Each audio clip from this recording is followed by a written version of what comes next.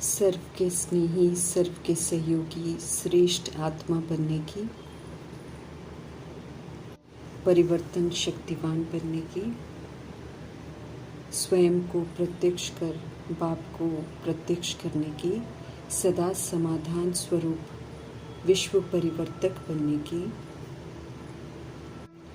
बाप का भी सिरताज बन बाप के दिल की दुआओं को लेने का पात्र बनने की, अव्यक्त बाप दादा की हम आत्माओं के लिए आज की अव्यक्त मुरली से शिक्षाएं। वरदाता परमपिता परमात्मा मुरलीधर की मुरली से प्रीत रखनी है। जो प्रीत रखते हैं वो कभी भी पढ़ाई में बहाना नहीं देते और मुरली की शक्ति से शक्तिशाली आत्मा बन जाते हैं। बाप दादा स्पष्ट करते हैं कि जिन बच्चों का पढ़ाई और मुरली से प्यार होता है उन्हें परमपिता परमात्मा से सदा शक्तिशाली भव का वरदान मिल जाता है। मुरली की शक्ति आत्मा को हर तरह की परिस्थिति, हर तरह के विघ्न को पार करने की ताकत देती है। उनके सामने कोई भी विघ्न ठहर नहीं सकता। मुरलीधर से अगर हमको प्रीत है तो फिर उनकी मुरली से भी प्रीत रखनी है। जो आत्माएं ये कहती हैं कि उनकी मुरलीधर से तो प्रीत है लेकिन उनको पढ़ाई पढ़ने का टाइम नहीं मिलता है, ऐसी आत्माओं को बाबा स्पष्ट करते हैं कि वो इस बात को बिल्कुल नहीं मानते, क्योंकि जिसे मुरलीधर से प्यार होगा, जिसे मुरलीधर से प्रीत होगी, उसकी लगन पढ़ाई में ज़रूर होगी। स्पष्ट करते हैं कि जहाँ लगन होती है वहाँ कोई भी बहाना नहीं होता। पढ़ाई और परिवार का प्यार एक किला बन जाता है जिससे वो आत्माएं जो हैं सेफ रहती हैं। ईश्वरीय पढ़ाई जो पढ़ते हैं उन्हें परिवार का प्यार मिलता है, ब्राह्मण परिवार का प्यार मिलता है। ये जो ब्राह्मण परिवार का प्यार है, ब्रह्मा जी का, सरस्वती जी का और साथ में दादियों का जो प्यार है, ये और पढ़ाई, ये एक सुरक्षा कवच बन जाता है आत्मा के लिए, जिससे कि वो आत्मा जो है वो सेफ रहती है। इसीलिए पढ़ाई में कभी गफलत नहीं करनी है, मुरलीधर से प्रीत रखनी है, मुरलीधर की मुरली से भी प्रीत जरूर रखनी है। चाहे कुछ भी हो जाए, पढ़ाई कभी मिस नहीं करनी है, कभी भी मिस नहीं करनी है बाबा की पढ़ाई। ये एक हमारे लिए सुरक्षा कवच है। हर तरह की परिस्थिति आएगी, लेकिन हर तरह की परिस्थिति में बाबा कहते हैं क्यों, क्या, कैसे नहीं करके स्वस्थिति में स्थित रहना है, आत्मिक स्थिति में स्थित रहना है, स्वधर्म का पिलर बनकर रहना है, अर्थात खुद को मोल्ड कर लेना है। जो हर तरह की परिस्थिति में खुद को मोल्ड कर लेते हैं वो फिर रियल गोल्ड बन जाते हैं, क्योंकि वो फिर कोई भी खामी को यूज़ नहीं करते हैं, स्वधर्म को यूज़ करते हैं, स्वरूप को यूज़ करते हैं, उसका सहयोग देते हैं। तो ये जो विशेषताएं हैं सतोगुणी और सत्य की विशेषताएं, यही तो रियल गोल्ड आत्मा को बनाती हैं। इसीलिए हर तरह की परिस्थिति में परमपिता परमात्मा कहते हैं कि आप खुद को मोल्ड कर लो, अपनी स्वस्थिति में स्थित होकर सारी परिस्थितियों को पार कर लो, अचल अडोल शांत स्थिर रहकर पार करो। अव्यक्त इशारे हमको मिल रहे हैं। अब लगन की अग्नि को प्रज्वलित करने की समझ मिल रही है। योग को बाबा कहते हैं अब साधारण नहीं बल्कि ज्वाला रूप बनो। योग को ज्वाला रूप शक्तिशाली बनाने के लिए मीठे बाबा कहते हैं कि योग में बैठते समय हमारे पास समाने की शक्ति ज़रूर होनी चाहिए। इस समाने की शक्ति को यूज़ करना है, क्योंकि तरह तरह की बातें बुद्धि में आएंगी। कभी सेवा का भी ख्यालात आ सकता है। तो कहीं हम ऐसा ना सोचें कि सेवा का ख्यालात आना बहुत अच्छी बात है। नहीं, योग में जब बैठे हैं तो किसी भी चीज़ का ख्यालात नहीं आने चाहिए। सेवा के संकल्प भी आए तो वो भी समा जाए। फटाफट इतनी पावर होनी चाहिए कि बाबा कहे सेवा के संकल्प को भी समा दो। स्टॉप कहा और वो स्टॉप हो जाए, फुल ब्रेक लग जाए, ढीली ब्रेक नहीं। क्योंकि बाबा कहते हैं अगर 1 सेकंड के बजाय हमने ज़्यादा समय ले लिया तो फिर समाने की शक्ति तो फिर कमज़ोर कहेंगे। समाने की शक्ति पावरफुल तभी है जब हम 1 सेकंड में किसी भी बात को स्टॉप कर दें, ताकि योग में किसी भी तरीके का विघ्न न पड़े। इसे बाबा ज्वाला रूप कहते हैं। किसी भी ऐसी बात की प्रवेशता न हो जो योग को खंडित करे। इस तरफ विशेष ध्यान खिंचवा रहे बाबा। अव्यक्त बाप दादा हम आत्माओं को परफेक्ट बनने की समझ देते हैं। व्यक्त से अव्यक्त होना है, इसीलिए बाबा कहते हैं दृढ़ता और परिवर्तन शक्ति, इसको यूज़ करो। क्योंकि जब कभी हम अपने आप को परिवर्तन करने की सोचते हैं या बाप समान करने की सोचते हैं तो तरह तरह के विघ्न हमारी ज़िंदगी में आते हैं, तरह तरह की परिस्थितियाँ आती हैं जो हमको कमज़ोर बना देती हैं, जो हमें माया के वशीभूत भी बना देती हैं। क्योंकि बहुत सारे विघ्न बड़े गंदे तरीके से सामने आते हैं, लेकिन बाबा जानते हैं ये विघ्न आएंगे ज़रूर, क्योंकि माया सुनती है और माया तो अंत तक आएगी। इसलिए अगर हम सोचेंगे कि अंत में हम ठीक हो जाएंगे तो वो तो होने वाले नहीं हैं। बहुत काल तक हमको माया पर जीत प्राप्त करनी है। इसलिए बाबा हमको कहते हैं दृढ़ता और परिवर्तन शक्ति को यूज़ करो। इससे जितने भी कारण आते हैं, जो हम कारण सुनाते हैं बाबा इस वजह से हम नहीं कर पा रहे हैं, इस वजह से नहीं कर पा रहे हैं, ये जो कारण हम बाबा को देते हैं और ये जो समस्याएं हमारी ज़िंदगी में आती हैं, ये कारण व समस्या शब्द को विदाई देनी है। ये आएंगे ज़रूर। बाबा कहते हैं इनको वेलकम करो और विदाई दे दो, अर्थात इनके प्रभाव में नहीं आओ। दृढ़ता और परिवर्तन शक्ति से इसको विदाई दे दो कि हम न कारण को यूज़ करेंगे और न हम समस्या के वशीभूत होंगे। तो इस विधि से विदाई देकर निवारण करना है, कारण का निवारण करना है, और समस्या आई तो उसको समाधान स्वरूप में परिवर्तन कर देना है। नवयुग रचता है शिव बाबा। नवयुग रचता अपने बच्चों से मिलने आते हैं तो नया वर्ष तो मनाते ही मनाते हैं, लेकिन नवयुग की भी मुबारकबाद देते हैं, क्योंकि वो स्थापना कर रहे हैं सतयुग की। तो हर दिन जो है एक नया परिवर्तन हमारे में आए जो हमें नवयुग की ओर लेकर जाए। तो चारों ओर के बच्चों को बाबा मुबारक भी देते हैं और ध्यान भी खिंचवाते हैं कि सिर्फ ये नया वर्ष नहीं है, बल्कि हमारे लिए तो ये नवयुग भी है।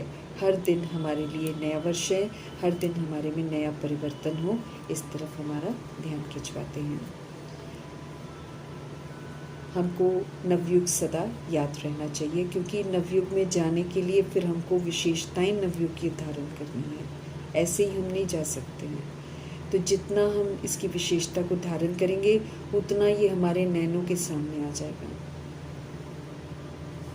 जैसे नए वर्ष के लिए हम लोग सोचते हैं आया कि आया, ऐसे नवयुग भी अभी आया कि आया, ऐसा हमको अनुभव होना चाहिए। तो जितना हम बनते जाएंगे उतना हम उसका साक्षात्कार भी करते जाएंगे। स्मृति उसकी इतनी समीप होनी चाहिए जैसे कि आज और कल की बात हो। अपनी चमकती हुई जो ड्रेस है, सतयुग की ड्रेस है, फरिश्ते की जो ड्रेस है, वो भी हमको दिखाई देनी चाहिए। मन में, नैनों में नवयुग की सीनरियाँ इमर्ज होनी चाहिए समय प्रमाण। नवयुग के लिए तन मन धन जन यूज़ करते हैं ना श्रेष्ठ विधि से, तो सर्व प्राप्तियों का भंडार भी तो प्राप्त करते हैं। तो जब हम ऐसा करते हैं तो फिर हम अपने राज्य को सामने देख सकते हैं। अपना राज्य हमें सदा याद रहना चाहिए। बाबा डबल कार्य के लिए आए हैं और बाबा कहते हैं कि हम आत्माओं को पुराने को भी विदाई देनी है और नए वर्ष को बधाई देनी है। तो पुराने वर्ष को विदाई देने आए हैं और पुरानी दुनिया के पुराने संस्कार जो हैं पुराने स्वभाव जो हमारे हैं, पुरानी जो हमारी चाल है, उसको विदाई देनी है। ये खाली पुरानापन जो हमको ख़त्म करना है उस तरफ ध्यान खिंचवा रहे हैं। ये हमारे पुराने संस्कार अर्थात रावण राज्य में जो देह अभिमान में हमने धारण किए हुए हैं, वो पुराने संस्कार, और रावण राज्य में जो पुराना दैहिक स्वभाव हमने धारण किया है और पुरानी जो चाल है, उसको हमको विदाई देनी है। पुराने वर्ष को विदाई देनी है, पुराने संस्कारों को विदाई देनी है। ये हमको बड़ा सहज लगना चाहिए। बाबा कहते हैं माया को भी विदाई देने के लिए हम सब आए हैं। माया तरह तरह की कमी कमज़ोरियाँ लेकर हमारे सामने आएगी, लेकिन बाबा कहते हैं दृढ़ता से उन कमी कमज़ोरियों को यूज़ नहीं करना है, तो हम फिर माया को विदाई दे पाएंगे। माया को अगर हम यूज़ कर लेते हैं, दैट मीन्स हमको माया से थोड़ा प्यार है, थोड़ा थोड़ा प्यार नहीं रखना है अब उसके साथ, अर्थात दृढ़ संकल्प करना है कि हम माया को यूज़ नहीं करेंगे। माया हमारी परीक्षा लेने के लिए ज़रूर आएगी। पुराने संस्कार स्वभाव से बाबा विदाई दिलाना चाहते हैं। ये पुराने संस्कार स्वभाव हमको कभी भी अच्छी दुनिया में जाने लायक बनने ही नहीं देंगे। ये बहुत बड़ा विघ्न है जो बाप समान बनने नहीं देगा। इसलिए ये पुराना संस्कार स्वभाव जो है, बाबा चाहते हैं कि हम सब इसको बिल्कुल छोड़ दें। इसके लिए हमको हिम्मत चाहिए, क्योंकि तरह तरह की बातें आएंगी जो पुराने संस्कार स्वभाव को यूज़ करने के लिए हमको मजबूर करेंगी। लेकिन बाबा कहते हैं किसी भी तरह इसको विदाई दो, इसके लिए हिम्मत रखो। हम सभी चाहते हैं कि माया से हम विदाई लें, फिर भी माया आ जाती है। तो बाबा हम आत्माओं से कह रहे हैं कि आज के मिलन के दिन दृढ़ संकल्प की शक्ति से इस पुराने संस्कार को विदाई देकर नए युग के जो संस्कार हैं ना, उनको धारण कर। अब एक जगह खाली होती है, अगर हम पुराने संस्कारों को यूज़ नहीं करते हैं तो जगह खाली होती है, लेकिन बाबा कहते हैं फिर फटाफट नए संस्कारों को यूज़ करो। नए संस्कार अर्थात सतोगुणी संस्कार, सतयुगी संस्कार। अगर हम ईश्वर की मत पर चलते हैं तो हम इन संस्कारों को धारण करते हैं। ध्यान खिंचवाते हैं कि हमको हिम्मत रखनी पड़ेगी। हम हिम्मत रखेंगे तो फिर 1000 गुना बाबा से हमको मदद मिलेगी। लेकिन पहला कदम हिम्मत का हमारा होना चाहिए कि हम कभी भी पुराने संस्कारों को यूज़ नहीं करेंगे। ध्यान खिंचवाते हैं कि हम सभी आत्माएं बाप का बनते हैं तो बाप की मदद के हम अधिकारी बनते हैं। 1000 कदम मदद के हम अधिकारी हैं। सिर्फ हिम्मत हमको रखनी है कि माया चाहे जितना भी हमको हिलाने की कोशिश करे, हमको माया से हिलना नहीं है। स्पष्ट करते हैं कि हम हिम्मत रखते हुए भी क्यों कामयाब नहीं होते हैं, क्योंकि हम सब अपने अंदर साथ में व्यर्थ संकल्प भी उत्पन्न कर लेते हैं। हम सभी आत्माएं कॉन्फिडेंस के साथ नहीं कहते हैं, लेकिन हम यूँ कह देते हैं कि कर तो रहे हैं, होना तो चाहिए, करेंगे तो ज़रूर, और फिर साथ में हम पता नहीं भी बोल देते हैं कि पता नहीं हम कर पाएंगे कि नहीं कर पाएंगे। तो ये जो 2 शब्द बीच में हम लगाते हैं, बाबा कहते हैं ये हमको कमज़ोर कर देता है, हिम्मत को फिर कमज़ोर कर देता है। हिम्मत रखते हुए इस तरह के संकल्प जब हमारे अंदर चलते हैं तो फिर हम कामयाब नहीं हो पाते हैं। तो बाबा कहते हैं हिम्मत को फिर वो ऐसे शब्द जो हैं, ऐसे संकल्प जो हैं, वो हिम्मत को हिला देते हैं। इसलिए बाबा कहते हैं ये नहीं सोचो कि करना तो है, कर तो रहे हैं, बल्कि आप ये सोचो करना ही है, क्यों नहीं होगा। जब बाबा हमारे साथ हैं तो बाप के साथ तो ये व्यर्थ संकल्प तो के नहीं चलने चाहिए। कमज़ोर संकल्प हमको नहीं करने हैं। बाबा चाहते हैं कि इस नए वर्ष में हम सब नवीनता अपने अंदर लाएं, हिम्मत के पाँव को हम मजबूत बनाएं। ऐसी हिम्मत का पाँव हम मजबूत बनाएं जो माया ही हिल जाए लेकिन हम ना हिलें। माया बुद्धि रूपी पाँव को हिलाती है, लेकिन बाबा कहते हैं आप अब नवीनता लाओ कि कितना भी वो हिलाए लेकिन हम मजबूत बनकर रहेंगे। हम सभी का ऑक्यूपेशन बाबा याद दिला रहे हैं। हम सबका कर्तव्य है विश्व कल्याण के कार्य को संपन्न करना, विश्व परिवर्तक में सहयोग देना। तो ये जो ऑक्यूपेशन है हमारा, ये हमको याद रखना है और दृढ़ता से ये कार्य करना है। लेकिन बाबा कहते हैं कि बच्चे अपने आप को विश्व परिवर्तक कहते हैं, बच्चे अपने आप को विश्व कल्याणी भी कहते हैं, और फिर बाबा कहते हैं अपने अपने एरिया में भी अपने आप को सीमित करते हैं कि हम इस एरिया के हैं या उस एरिया के हैं विश्व के परिवर्तक, और फिर अपने आप को छोटे छोटे एरियाज़ में भी सीमित कर लेते हैं। बाबा कहते हैं ऐसा नहीं होना चाहिए, 100% हमको विश्व कल्याणकारी बनना है। ऐसा नहीं कि हम 75% विश्व कल्याण के लिए करें और 25% हम छोड़ दें अपने अपने के लिए करें, ऐसा नहीं करना है। बाबा हमको फिर उमंग उत्साह दिलाते हैं कि हम सब प्रकृति को भी चैलेंज करते हैं कि हम प्रकृति को भी परिवर्तन करेंगे। तो अपना ऑक्यूपेशन सदा याद रखना है और कभी भी अपने पर संशय नहीं करना है, कभी भी नहीं कहना है कि करना तो नहीं चाहिए लेकिन हमसे हो जाता है। ऐसे तो फिर कमज़ोर संकल्प है ना, फिर विश्व परिवर्तक, प्रकृति परिवर्तक, स्व परिवर्तक तो हम फिर बन ही नहीं सकते हैं अगर हम इस तरह के शब्द बोलते हैं कि हम करना तो नहीं चाहिए लेकिन हम कर देते हैं। हम शक्ति सेना है, अपने ऑक्यूपेशन को याद करते हुए अपने कार्य को संपन्न करना है। याद रखना है स्व प्रति व अपने ब्राह्मण परिवार प्रति भी हमको परिवर्तक बनना है, क्योंकि बाबा कहते हैं चैरिटी तो सबसे पहले घर से शुरू होती है ना, तो पहले स्व से शुरुआत करेंगे परिवर्तन की, फिर जाकर हम विश्व का परिवर्तन करने के निमित्त बनेंगे। और परिवार को भी परिवर्तन करना है तो सहयोगी बनना है और स्वधर्म का स्वरूप का सहयोग देना है, तब हम उनको भी परिवर्तन कर सकेंगे। और सत्यता दिव्यता को यूज़ करना है ताकि हम परिवर्तन के निमित्त बन सकें। तो अपने ऑक्यूपेशन का प्रैक्टिकल स्वरूप जो है वो प्रत्यक्ष करना है।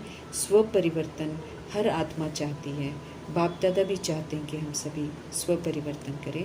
फिर भी बाबा हम आत्माओं से पूछते हैं कि हम आत्माओं का लक्ष्य क्या है। तो सारी आत्माएं जो कह देती हैं कि बाप समान बनना है, तो बाबा कहते हैं कि बाप समान बनना ही है ना, तो इसमें फिर दृढ़ता लाओ। देखेंगे सोचेंगे इस तरह के शब्दों का इस्तेमाल हमको नहीं करना है। सेवा के उमंग में तो हम सब बहुत तरह के भिन्न भिन्न प्रोग्राम बनाते रहते हैं, सफलता भी मिलती है, लेकिन बाबा कहते हैं व्यर्थ तो नहीं जाता है, पर बाबा हमको समझ देते हैं कि सेवा आखिर हम किस लिए करते हैं। बाप को प्रत्यक्ष करने के लिए तो हम सब सेवा कर रहे हैं ना। तो बाबा हम आत्माओं से प्रश्न पूछते हैं कि बाप को तो प्रत्यक्ष करना ही है, लेकिन बाबा कहते हैं उसके लिए पहले तो स्व को प्रत्यक्ष करो। और स्व को प्रत्यक्ष हम तब कर सकते हैं जब हम अपने आप को अलौकिक बना दें, जब हम अपने आप में संपूर्ण परिवर्तन ले आएं, तब हम जो है कि बाप को प्रत्यक्ष कर सकते हैं, तब हम शिव शक्ति बनने का प्रूफ दे सकते हैं। बाबा कहते हैं इस वर्ष स्व परिवर्तन करके दिखाओ, सदा विजयी पांडव बनो, कभी कभी का विजय नहीं, सदा का विजयी। और बाबा कहते हैं टाइम भी नोट करो, तारीख भी नोट करो और दृढ़ता से स्व परिवर्तन करके दिखाओ। फिर हम ये नहीं कह सकते कि माया आ गई, हम चाहते नहीं थे आ गई, ये बाबा सुनना नहीं चाहते। बाबा कहते हैं माया तो अपना लास्ट टाइम तक आना बंद ही नहीं करेगी, हम कब तक सुनाते रहेंगे कि बाबा माया आ गई। तो बाबा कहते हैं उसका तो काम है आना, लेकिन हमारा काम क्या है, माया पर जीत पाना, न कि माया के वशीभूत होना। ऐसा हमको नहीं बोलना है कि हम चाहते नहीं हैं लेकिन माया आ जाती है, हो जाता है। बाप दादा ये शब्दों की विदाई चाहते हैं, बाबा इसकी विदाई दिलाना चाहते हैं। समझ देते हैं कि परिवर्तन शक्ति जो है उसमें कमज़ोरी है, इसलिए हम सब प्लान बनाते हैं, हम ऐसे करेंगे वैसे करेंगे, बाबा को भी खुश करते हैं, लेकिन फिर प्लान को हम प्रैक्टिकल में नहीं ला पाते हैं। तो कमी परिवर्तन शक्ति में है, जिस कमी को दूर करना है, कुछ न कुछ रह जाता है। और फिर दूसरा बाबा कहते हैं दृढ़ता की भी कमी है। संकल्प तो हम सभी अच्छे अच्छे करते हैं और लेकिन बाबा कहते हैं उसको दृढ़ता से फलीभूत नहीं कर पाते हैं। वायदे बाबा कहते हैं हम सब ने बहुत सारे कर रखे हैं, वतन में फाइलें ही फाइलें हम आत्माओं की जमा हैं, लेकिन बाबा कहते हैं कभी भी कोई वायदा पूरा नहीं करते हैं। तो अभी वायदे पूरे करने हैं दृढ़ता से और फिर पदम पदम गुना याद प्यार का पात्र बनना है। बाप दादा कह रहे हैं कि परिवर्तन शक्ति को और दृढ़ता की शक्ति को अंडरलाइन करो। ये जो कमी है इन शक्तियों में अलबेलेपन की वजह से, उसको दूर करो, अलबेलापन बिल्कुल समाप्त करो। हो जाएगा, कर लेंगे, इस गलतफहमी में मत रहो, क्योंकि अंत में हम बिल्कुल नहीं कर पाएंगे। बहुत काल का सबूत देना है, बहुत काल तक माया को जीतना है, बहुत काल तक हर एक जीत हासिल करनी है, तब जाकर हम जीत प्राप्त करेंगे। बाबा चाहते हैं कि इस वर्ष इस कारण शब्द को विदाई दो। अब कारण ख़त्म करो। बाबा ने निवारण बता रखे हैं, उन अब हर बात में निवारण करो। समस्याएं हैं उसको ख़त्म करो और अब समाधान स्वरूप बनो। स्वस्थिति में स्थित होकर सारी परिस्थितियों को पार करो। चाहे बाबा कहते स्वयं का कारण हो, चाहे साथी का कारण हो, चाहे संगठन का कारण हो, चाहे कोई सर्कमस्टेंस का कारण हो। बाबा कहते हैं ये ब्राह्मणों की डिक्शनरी में कारण शब्द और समस्या शब्द ये बिल्कुल परिवर्तन हो जाना चाहिए। अब समाधान और निवारण हो जाना चाहिए। बाप दादा समझ देते हैं कि बच्चे रुरियान करते हैं और अपनी परेशानियां भी बताते हैं, कमियां भी बताते हैं, लेकिन बाबा कहते हैं अब कुछ नवीनता करो। ये नया वर्ष बाबा कहते हैं ऐसा मनाओ जो ये दो शब्द कारण और समस्या ये बिल्कुल समाप्त हो जाए। बाबा कहते हैं अपकारी भी होंगे, लेकिन हमको सब पर उपकार करना है। स्वयं कारण बनते हैं या दूसरा कोई कारण बनता है, ये बाबा कारण नहीं सुनना चाहते हैं, बल्कि वो हमें कह रहे हैं पर उपकारी आत्मा बन, रहम दिल आत्मा बनकर, शुभ भावना शुभ कामना के दिल वाले बन, सहयोग दो और फिर स्नेह लो। बाबा का स्नेह भी हमको प्राप्त होगा, लोगों का स्नेह भी प्राप्त होगा जब हम सब पर उपकार करेंगे। इसके लिए हमको रहम दिल बनना है, इसके लिए हमको शुभ भावना शुभ कामनाधारी बनना है, दिल वाला बनकर हमको सहयोग देना है और फिर स्नेह प्राप्त करना है। तो बाप दादा इस वर्ष को श्रेष्ठ शुभ संकल्प, दृढ़ संकल्प, स्नेह सहयोग संकल्प वर्ष, ये नाम नहीं, लेकिन बाबा ऐसा देखना चाहते हैं। खाली नाम नहीं देना है, बल्कि हमको सदा श्रेष्ठ शुभ संकल्प करने हैं, दृढ़ संकल्प को यूज़ करना है, स्नेह और सहयोग संकल्प प्रैक्टिकल में यूज़ करने हैं। बाबा इसको प्रैक्टिकल में देखना चाहते हैं। दृढ़ता की शक्ति, परिवर्तन की शक्ति को बाबा कहते सदा साथी बनाओ, उसको कभी भी नहीं छोड़ो।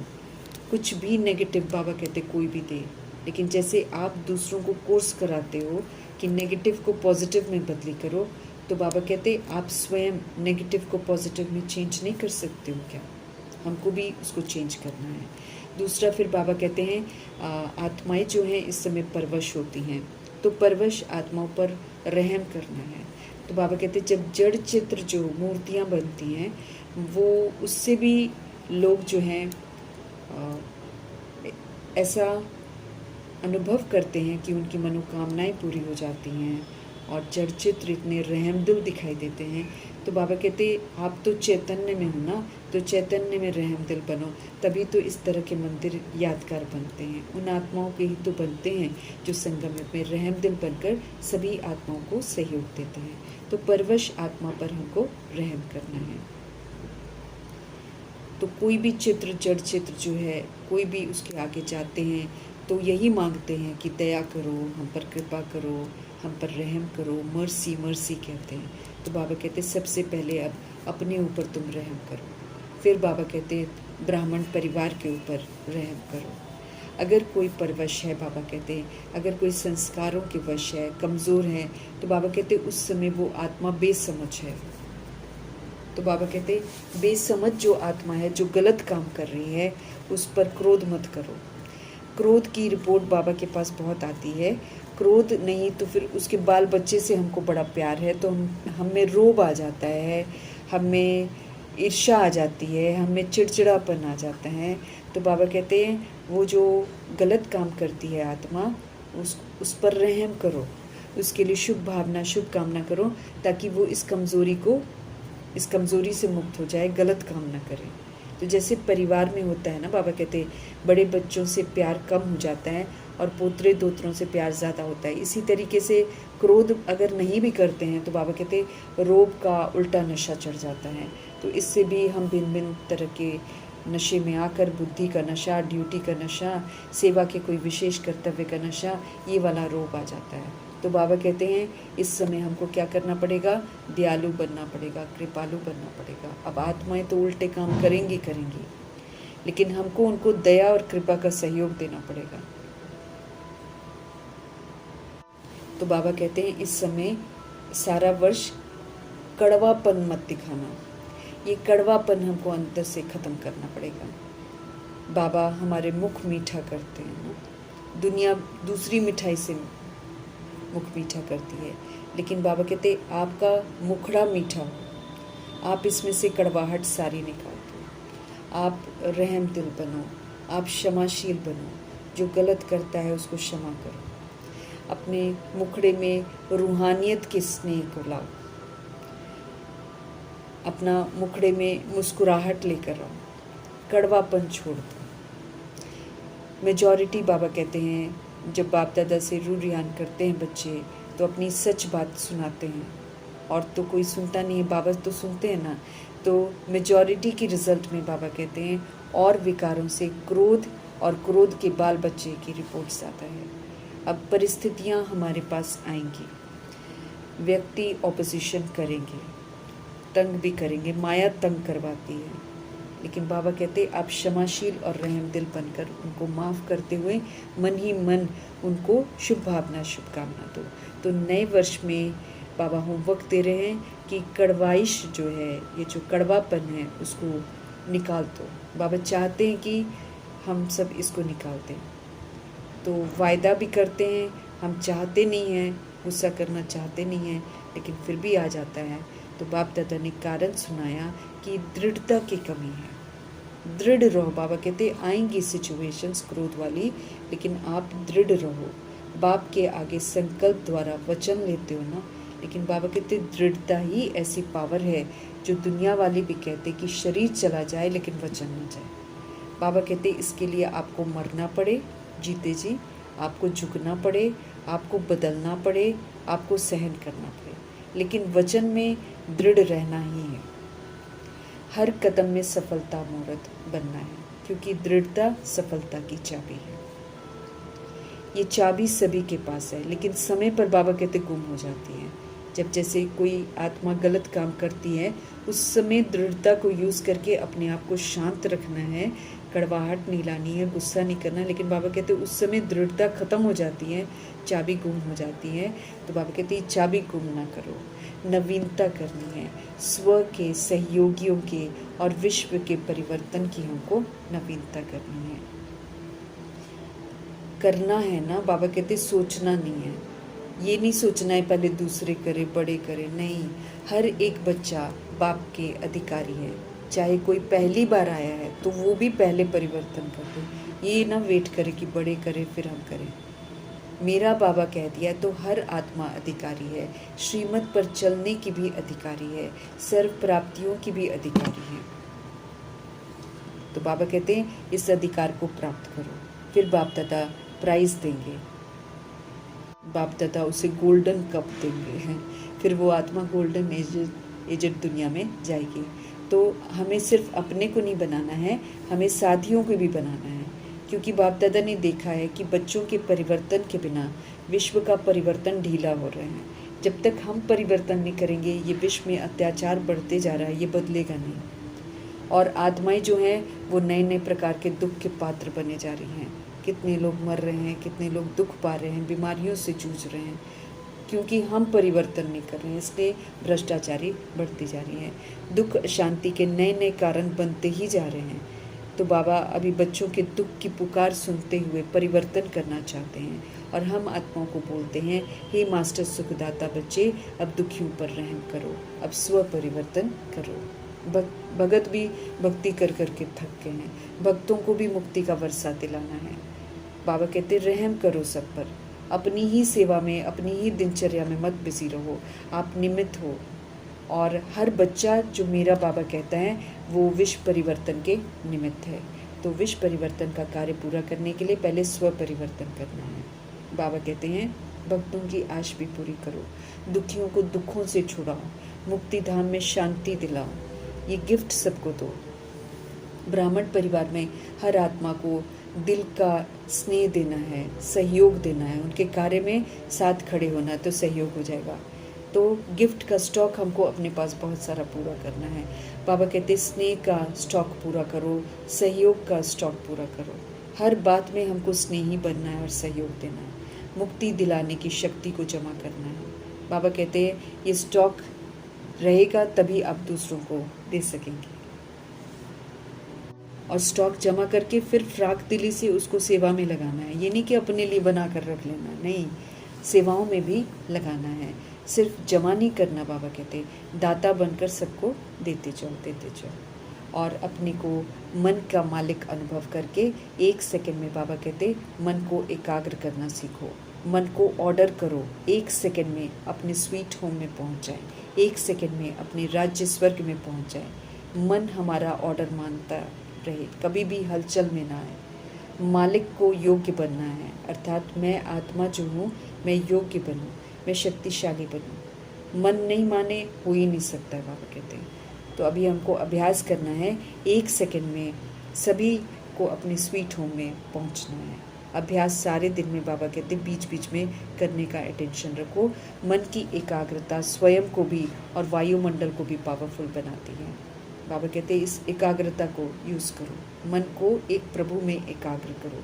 और फिर एक प्रभु में एकाग्र करके जब मन को स्टॉप लगाना है तो 1 सेकंड में वो स्टॉप लगे। 1 सेकंड में अनुभव करें परम धाम को, 1 सेकंड में अनुभव करें सूक्ष्म वतन को, 1 सेकंड में अनुभव करें नई दुनिया को। इतनी पावरफुल स्थिति चाहिए, क्योंकि अंत में हमको 1 सेकंड में ही फुल स्टॉप लगाना है। 1 सेकंड से भी ज़्यादा हो गया तो हम फेल हो जाएंगे।